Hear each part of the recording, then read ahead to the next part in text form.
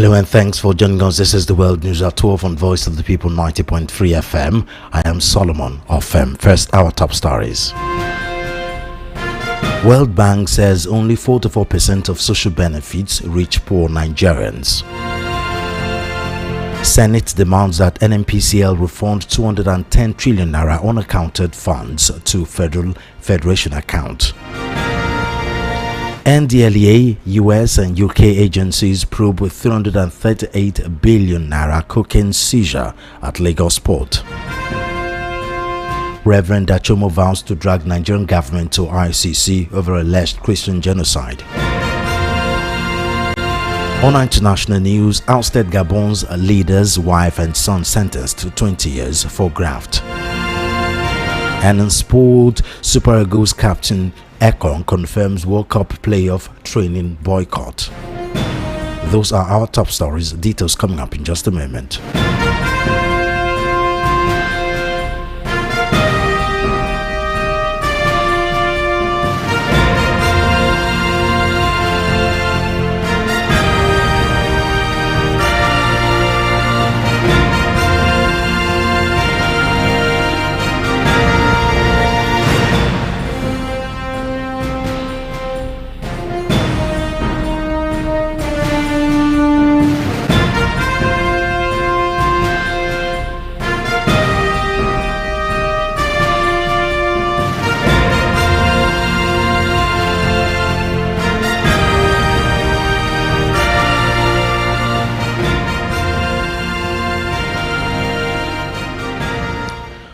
We begin the world news at 12. A report that despite billions of naira spent yearly to cushion hardship, a new World Bank report says Nigeria's social safety net programs are failing to reach those who need them the most. In a new report titled The State of Social Safety Nets in Nigeria, obtained on Tuesday, the bank revealed that only 44% of total benefits from government-funded safety net schemes actually reach poor Nigerians. The November 2025 report examines Nigeria's spending on social safety nets, assessing their coverage and efficiency, and reveals how poor targeting, weak funding, and fragmented implementation have left millions of vulnerable citizens without meaningful relief, despite the government's lofty poverty reduction promises. Recently, the Minister of Finance and Coordinating Minister of the Economy, Wale Edun, announced that the federal government is targeting 15 million households, covering some 70 million people via the Digital Cash Grant Scheme. He disclosed that about 8.5 million households have already received at least one tranche of the 25,000 payment, while the remaining 6.5 million households are expected to be paid before year-end. Despite this, the World Bank described Nigeria's social safety net spending as inefficient, saying a smaller portion of benefit goes to the poor, despite their dominance among beneficiaries. According to the bank, while about 65% of the recipients of safety net programs are poor, they received only 44% of the total benefit. It explained that this imbalance stems from the way most programs, including the National Social Safety Net program, allocated a fixed amount per household rather than per person. The Senate has rejected the explanations provided by the Nigerian National Petroleum Company Limited (NNPCL) regarding the 210 trillion naira outstanding against the oil firm. This came to the conclusion on Wednesday that the money, which had not been accounted for, must be refunded to the Federation account by the company. The Senate Committee on Public Accounts, chaired by Ali Wadada, which has been on the probe for months, took the decision on Tuesday after the Group Chief Executive Officer (GCEO) of NNPCL, Bayo Julari, failed to turn up at the resumed sitting at the National Assembly. This session was called to give the NNPCL the opportunity to make clarifications on the answers the company provided to the 19 questions the panel asked the firm about the 210 trillion naira. Following a review of the operations of the NNPCL from 2017 to 2023, the committee cited the unexplained transaction totaling 103 trillion naira that are accrued expenses and 107 trillion naira that are receivables in the audited financial statements of the firm, prompting it to raise the queries. After weeks of back and forth between the committee and the NNPCL eventually responded to the 19 questions. However, at the resumed session, Senator Wadada frowned at the absence of Ojulari, whom the committee said gave no reasons for staying away, consequently rejecting the explanations. The chairman of the committee, Senator Ali Wadada, while speaking on the panel's findings, said the responses were not only unsatisfactory but were also contradictory. Take a listen.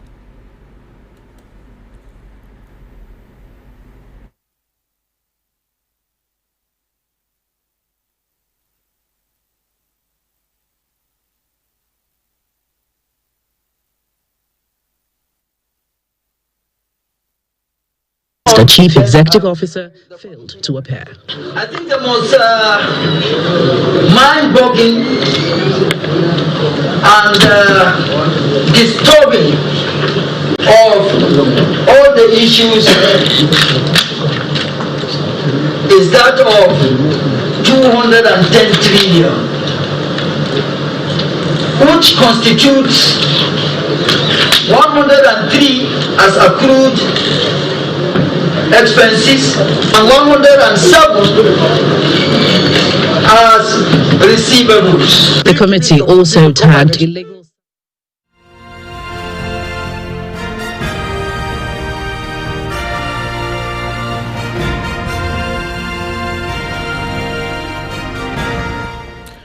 Meanwhile, tension over the 2026 budget stalled proceedings at the House of Representatives on Tuesday as lawmakers abruptly adjourned plenary without considering a single item on the day's order paper. It was an unusual development, last witnessed only when the chamber suspended sittings in honor of a deceased member. Lawmakers explained and exchanged heated words in the closed-door session that preceded the adjournment, fueling speculation of growing division within the House over the handling of the budget process. The House reconvenes today to resume legislative business, with the loan request expected to feature prominently. Tuesday's order paper contained 30 bills for the first reading, 16 reports for consideration, 8 bills for second reading, and 6 motions slated for consideration and possible adoption. Proceedings commenced with the arrival of Speaker Tajuddin Abbas and other principal officers, after which lawmakers went into a closed-door executive session that lasted for about an hour. Although no official explanation was provided, sources within the chamber suggested that the session centered on the expiration of a one-week ultimatum issued to the Ministers of Finance, Budget and National Planning, as well as the Accountant General of the Federation, to clear outstanding debt owed to indigenous contractors. Emerging from the closed-door session, the chamber became tense when Ifeanyi Uzokwe from Anambra State repeatedly sought recognition to raise a point of order. His attempts were ignored by the Speaker, who instead proceeded to make announcements, including a notice of the emergency meeting of the Southwest Caucus. Undeterred, Uzokwe persisted, prompting the Speaker to direct him to approach the chair privately. Moments later, the House Leader Julius Nyombere moved a motion for adjournment, which was adopted, bringing the session to a close. The National Drug Law Enforcement Agency (NDLEA) is working with its counterpart in the United States and United Kingdom to unravel the cartel behind the importation of 1,000 kilograms of cocaine worth more than 338 billion naira recovered by the PTML terminal of Tinkan Island Port in Lagos. The agency said in a statement that the cocaine was discovered in an empty container at the terminal over the weekend.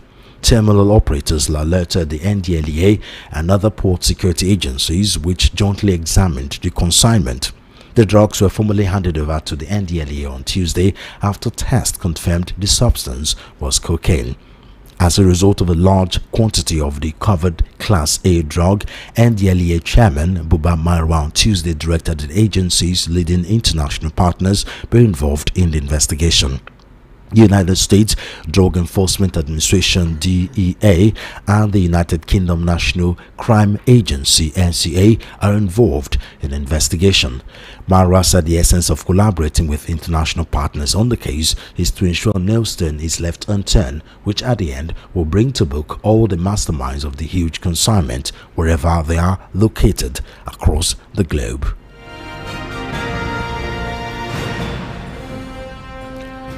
A Nigerian cleric, Reverend Ezekiel Dachomo, has expressed unwavering support for the United States intervention in the alleged Christian genocide in Nigeria's northern region.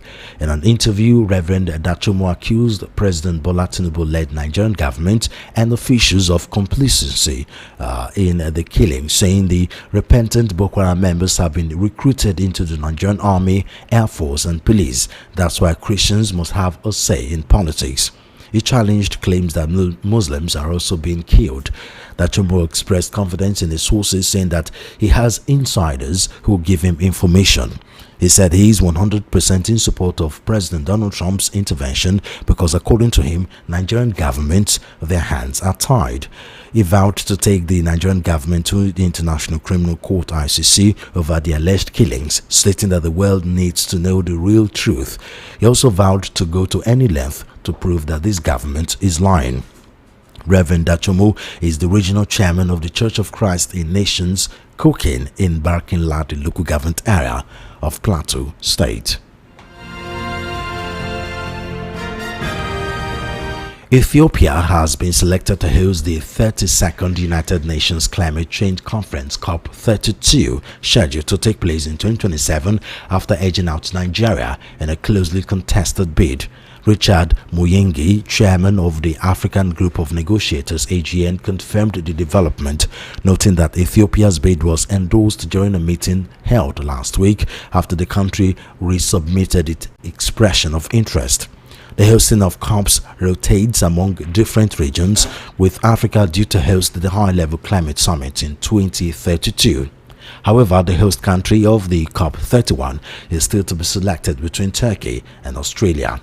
In March, Nigeria announced its interest to host the COP32. The country's interest picked up pace after a visit by Simon Steele, Executive Secretary of the United Nations Framework Convention on Climate Change (UNFCCC). During the second African Climate Summit in Ethiopia, Prime Minister Abiy Ahmed announced his country's interest in hosting COP32. You are currently listening to the World News at 12 right here on the Voice of the People 90.3 FM. We'll go for a very short break. When we return, we'll head into the news analysis segment.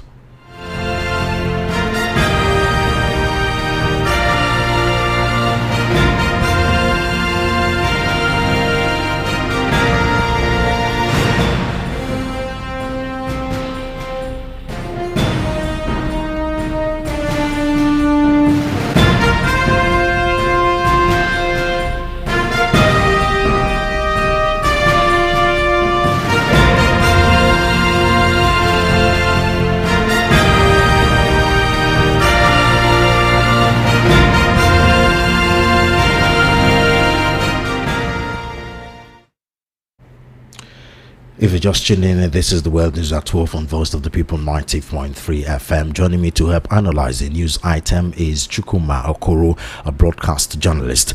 Mr. Okoro, thank you very much for joining us on the Thank you, Solomon. Thanks for having me. Good afternoon, listener. Let's go to the first news item for today, where the World Bank has revealed that only 44% of social benefits reach poor Nigerians out of the money that different social agencies have been contributing to social welfare in Nigeria. Does that surprise you? If there's anything, I'm surprised that up to 44% of poor Nigerians even receive this money. Well, Solomon, you are not the only one that is surprised. A lot of Nigerians are surprised, and they question that figure.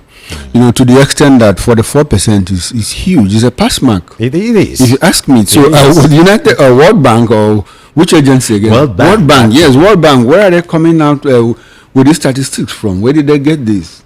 Because if you do random sampling, you know, individually in this studio now, let us do random sampling. Solomon, have you heard any or seen anybody that received this social intervention?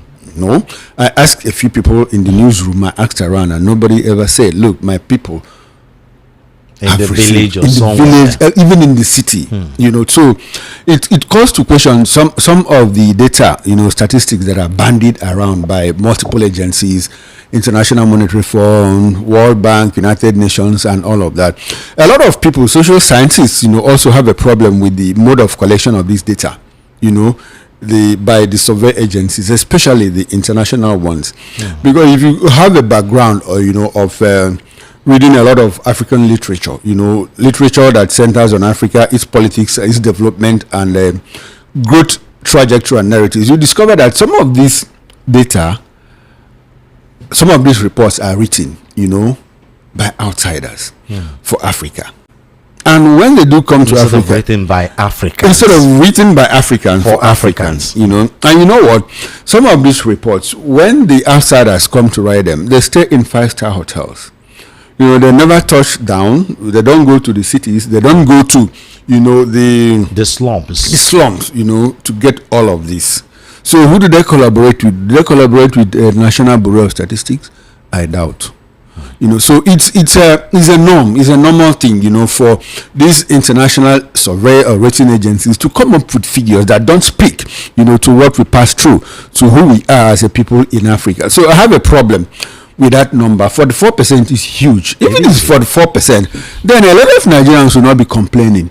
By the way, we also if you look at the ministry itself, the ministry that supervises these social intervention projects and programs, money is still being looked for. We are missing a lot of money. People that supervise that ministry as ministers are undergoing investigation by the anti-graft agency, ICPC, EFCC, anti-graft agencies, and all of that. So, for a National Assembly that have been tagged to rubber stamp, on several occasions, we have some of these committees calling some of these agencies to the House to account for certain amounts of money. But unfortunately, when those calls are made, beyond the words of the optics in television and newspapers, you don't get to hear what happened at the end of that investigation, at the end of that summon and so the whole thing is shrouded in secrecy. The problem with Nigeria is we are not bereft of fantastic ideas. We have very beautiful ideas, but our problem is always implementation. Some of the best strategies, some of the best, how can I put it now, programs and plans, we have the best brains. In any part of the world we go to school, we beat them. Top notch, Africans, Nigerians are best.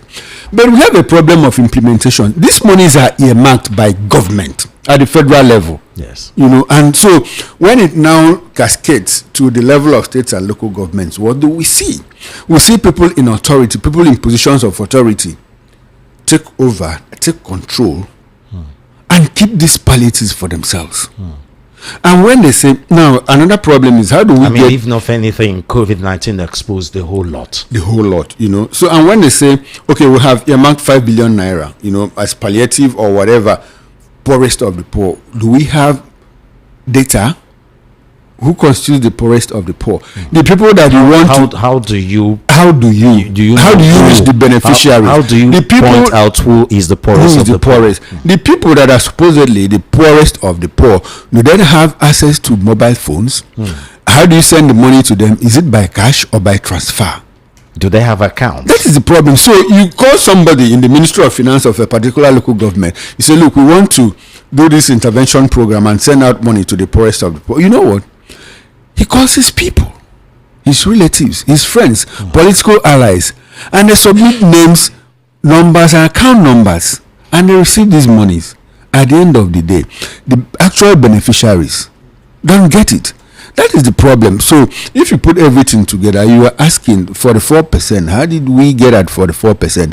If it was 44%, I think it's a good call, considering where we are coming from and the journey we are traveling. On my own, I think I'll put it between 8 to 12%. Honestly.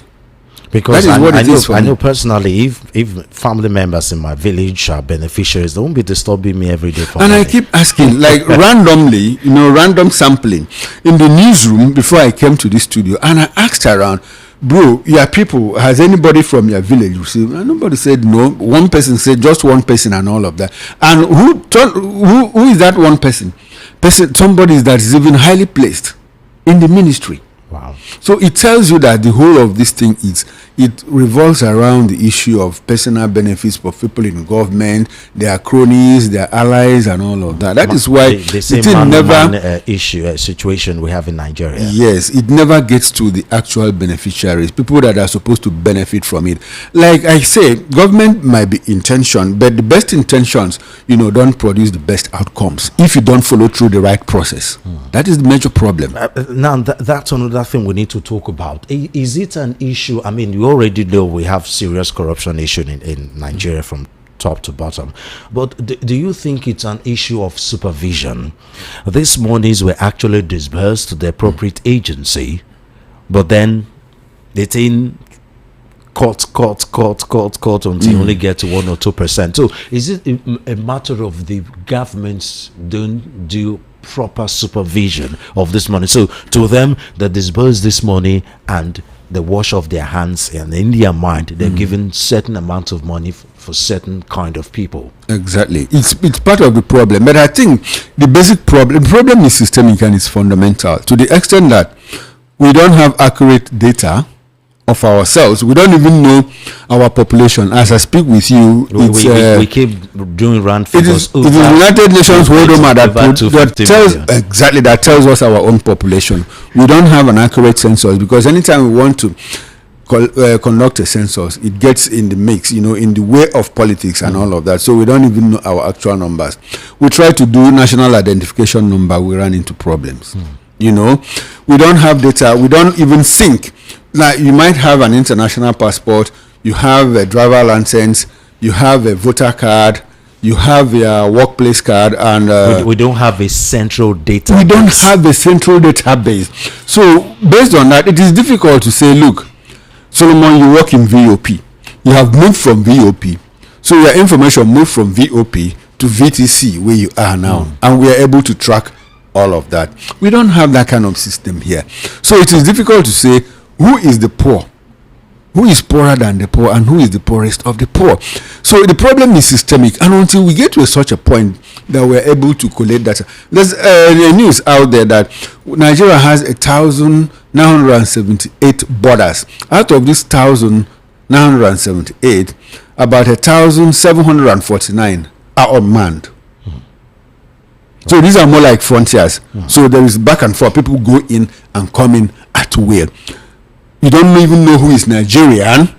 We don't know who is coming from our neighboring ECOWAS countries. And we also have people that live with us, people that are countries that are contiguous with us, but they don't belong to ECOWAS.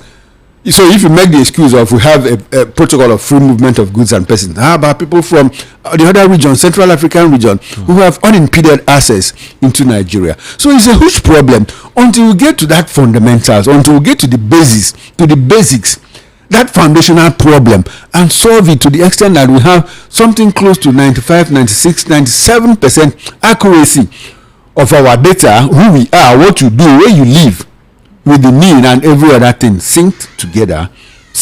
We will not get out of this problem. We will keep running this circle show. Government earmarks 2 billion naira for palliatives, poorest of the poor. At the end of the day, House of Representatives wants to investigate what we did with 2 billion naira. In our next budget cycle, we have it in our budget. Okay, we earmark 5 billion naira.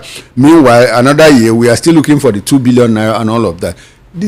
You cannot build something on nothing. So until we have that foundation built strongly, we'll go nowhere. We'll just be going, this back and forth will continue.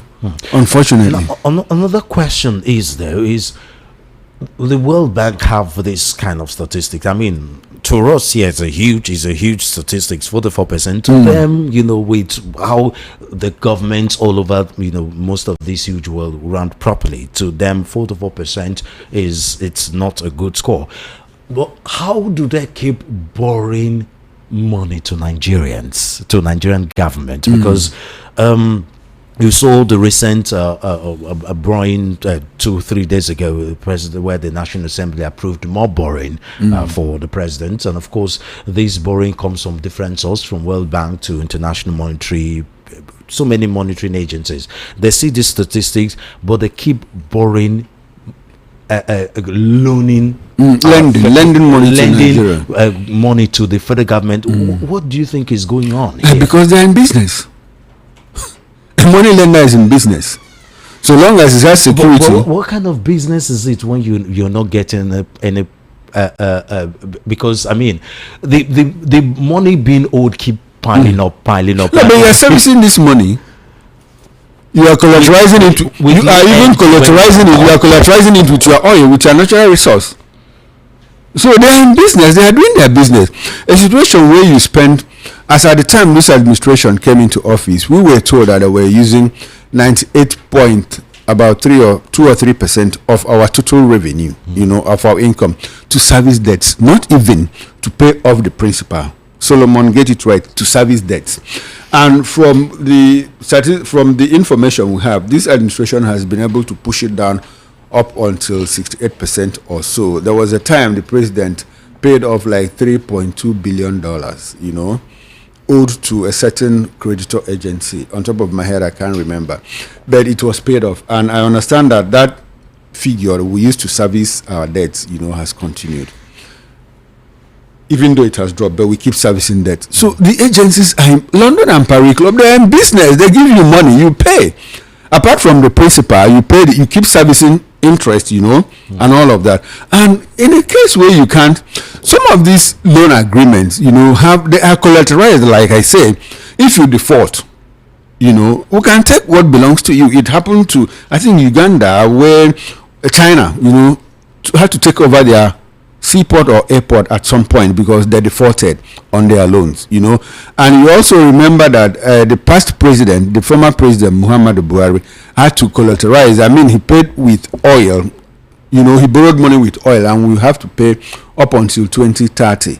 That's about 5 years away from now, and all of that. So they are in business. So, and these are some of the reasons why there are some Africans that blame all of Africans' problem on international community.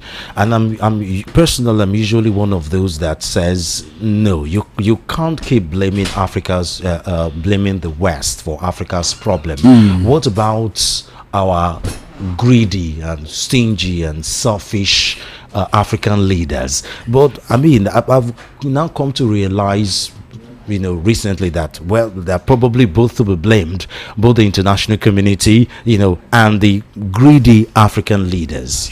You see, Solomon, I share your sentiments. I am one of those too who believes that, look, you don't blame the West for your problems. Back in the days, when we were in school, in university, we would like to identify with Marxist scholars.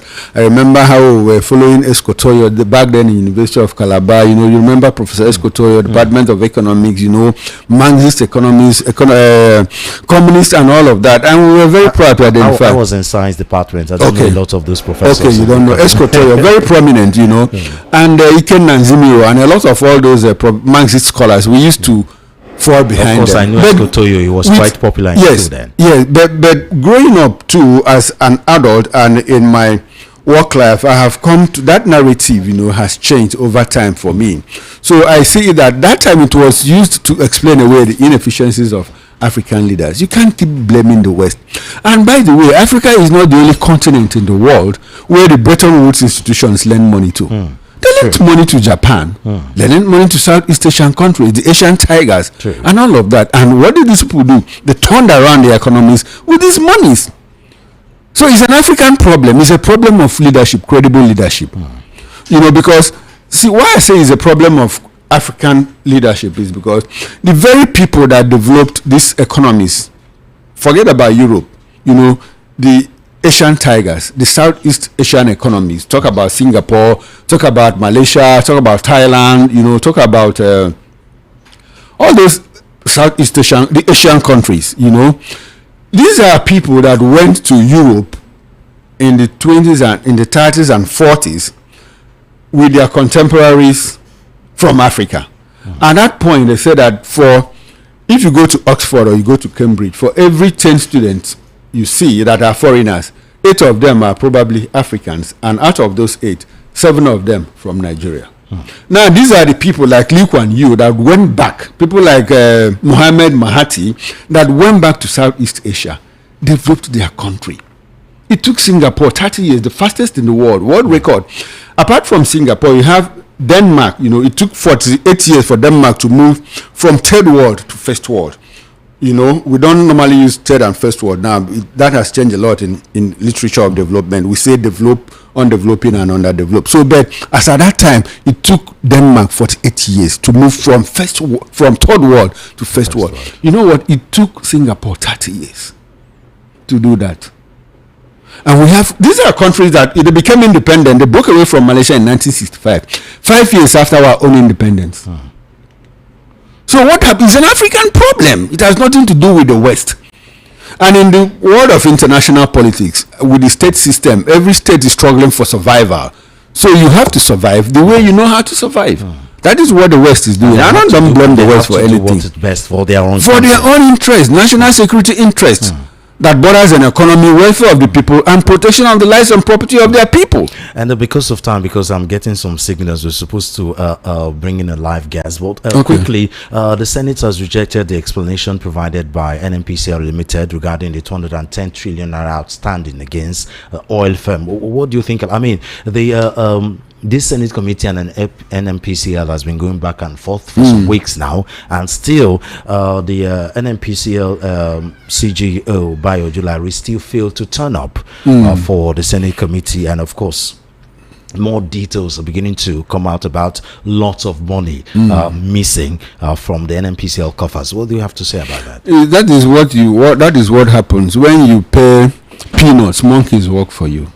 That is it, So this back and forth between NNPCL and the Nigerian people on one hand and the Senate on the other hand is ongoing. It's been happening from 210 trillion naira is not the only money we are looking for. Yeah, we are looking for a certain $12 billion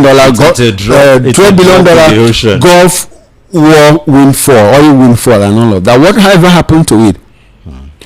Buhari has died. He was Minister of Petroleum for 8 years. So who is going to account for that? He supervised the NNPC. Who will indeed? He supervised the NNPC. So it will go. That's in Nigeria, because you don't punish small crimes, the big ones thrive. That is the problem. And no society can ever change whatever it condones. We condone a lot of things here in Nigeria. Solomon, okay, we are from the same state. Now you were a minister and you did something wrong. And when somebody from another state who is a minister does something wrong, I'll be the first to shout. And so what happened when your own brother did the same thing? It doesn't solve our problem. So until we get back to a situation where we become blind to injustice and say, look, this is right, this is wrong, we will never pass this level. Thank you very much, Mr. Okoro. It's always a pleasure talking to you. Thank you, Solomon. I appreciate my presence here. That was Chukuma Okoro, a broadcast journalist. And for a quick look at what's happening outside Nigeria, a Gabon court on Wednesday sentenced former First Lady and son of the oil-rich country's deposed leader Ali Bongo to 20 years in prison following a 2-day graft trial. Silva Bongo, age 62, and Nureddin Bongo, age 33, both tried in absentia, were found guilty of embezzlement of public funds, among other charges. The wife of Ali Bongo, whose family ruled the Central African country with an iron fist for 55 years, has been accused of manipulating her husband to embezzle taxpayers' money. Arrested after the coup, they were detained in the country for 20 months before being released in May and allowed to leave the country for London officially on medical grounds. Both alleged they suffered torture during their detention. 10 former allies of the Bongos are also on trial, accused of complicity in the embezzlement of public funds. Proceedings are expected to continue until Friday. West Streeting has said suggestions from the Prime Minister's ally that he is seeking to challenge for the leadership are self-defeating nonsense, and has urged Sir Steer-Camer to sack whoever is briefing the media. On Tuesday evening, friends of Steer-Camer had told several news outlets his job might be under immediate threat and that they were particularly suspicious of Streeting's leadership ambitions. Speaking on Wednesday, the Health Secretary said he could see any circumstances under which he would do that to he could not see, rather, any circumstances under which he would do that to the Prime Minister. He added that the briefings to the press against him were the worst attack on the faithful since Jill Mahler was banished in the Traitors final. Streeting was doing a round of media interviews on a morning with headlines dominated by the briefings from the Prime Minister's ally. He said the culture of Number 10 was toxic toxic, and that Lucy Powell, the party's new deputy leader, had been right to call for a change of culture in Downing Street. Supporters of the Prime Minister have argued a leadership contest would plunge the party into the chaos associated with the last years of the previous Conservative government. And finally, on our sports news, the captain of the Super Eagles of Nigeria, William Trust-Ekong, has confirmed that the team boycotted training on Tuesday over unpaid allowances and bonuses. The players failed to participate in training ahead of the crucial FIFA World Cup qualifier playoff as they awaited the resolution of outstanding payments. In a tweet, Trust-Ekong stated that the team decided to skip training in protest over the unpaid allowances and bonuses owed by the Nigerian Football Federation NFF. He clarified that the players had not made any additional demands beyond asking for the settlement of the outstanding entitlement. Trust-Ekong added that once the issue is resolved, the players will be the first to confirm it. The Super Eagles training camp officially opened in Rabat on Monday, ahead of the Thursday's crucial 2026 FIFA World Cup CAF qualifier against Gabon. According to the official X-handle of the Super Eagles, 23 players are already in camp as of Tuesday afternoon, with only goalkeeper Maduka Okoye yet to join the team.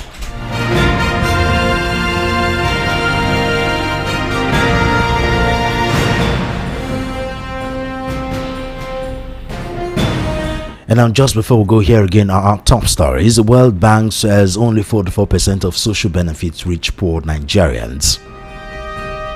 Senate demands that NNPCL refund 210 trillion naira unaccounted funds to Federation account. NDLEA, US and UK agencies probe 338 billion naira cocaine seizure at Lagos port. Reverend Dachomo vows to drag Nigerian government to ICC over alleged Christian genocide. Outside Nigeria, ousted Gabon leader's wife and son sentenced to 20 years for graft. And in sports, Super Eagles captain Ekong confirms World Cup playoff training boycott. And that's the world. These are 12 from Voice of the People 90.3 FM. I am Solomon Offem. Thank you for listening.